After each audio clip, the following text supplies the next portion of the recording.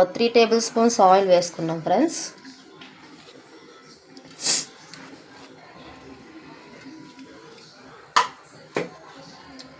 Oil బాగా heat ఎక్కిన తర్వాత పచ్చిమిరకాయలు, ఆనియన్స్ సన్నగా చిన్నగా కట్ చేసుకున్న ఆనియన్స్ పెద్ద సైజు నేను ఒక 3 తీసుకున్నాను.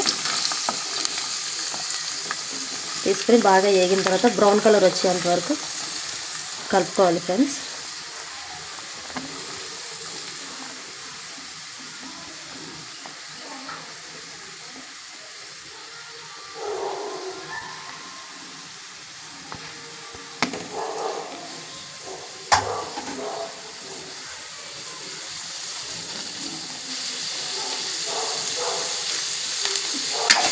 ఇలా బాగా కలిపిన తర్వాత ఆనియన్స్ త్వరగా బ్రౌన్ కలర్ రావాలంటే నాకు తెలిసి లేడీస్ అందరికీ తెలిసే ఉంటుంది, 1 టేబుల్ స్పూన్ సాల్ట్ వేస్తే ఫాస్ట్గా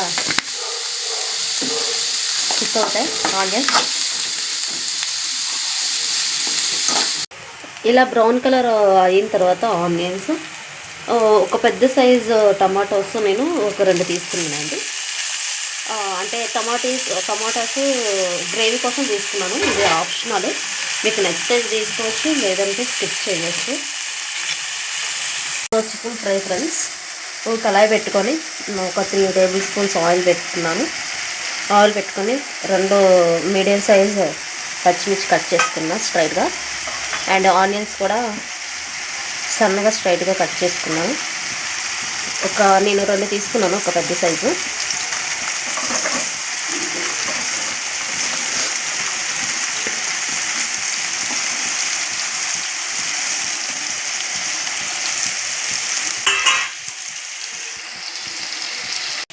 ఇలా టమాటాలు చక్కగా కుక్ అయిపోయిన తర్వాత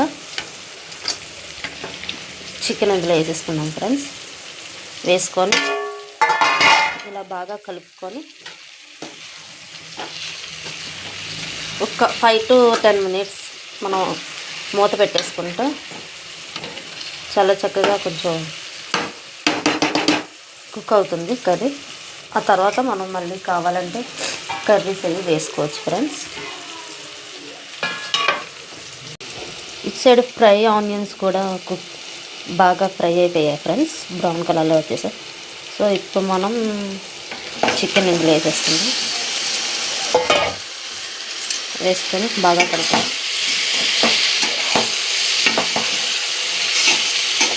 ఇలా కలిపేసుకొని దగ్గరికి